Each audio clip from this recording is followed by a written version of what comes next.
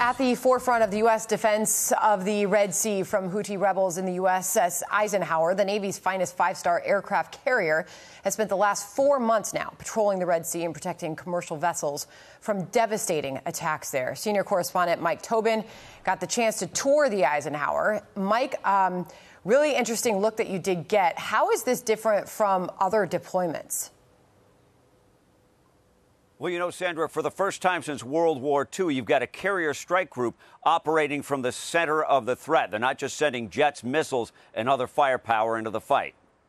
On board the USS Dwight D. Eisenhower in the Red Sea off the coast of Yemen, there are no training missions. Every time one of these F-18 Super Hornets launch, they launch into what's called a weapons engagement zone, meaning we are close enough to the hostile that they're in the range of the hostile weaponry, in range of what the Houthis would fire at these guys.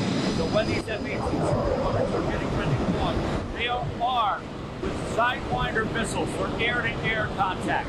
Underneath the wing, 500-pound bombs for air-to-ground contact or air-to-ground targets. What they're looking for are targets of opportunity or dynamic targets that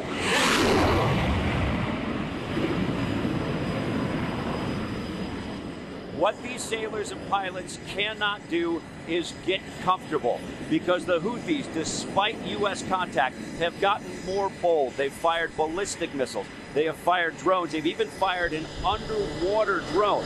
Now, these sailors and pilots are expected to be able to handle any threat. But the reality is they're shooting missiles out of the sky, drones out of the water, and there is no room for error.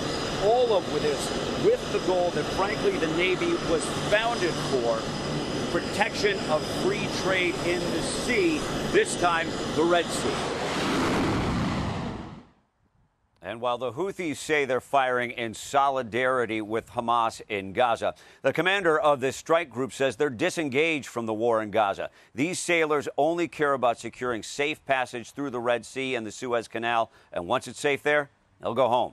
Sandra? What a fascinating look. Mike Tobin, thank you for that.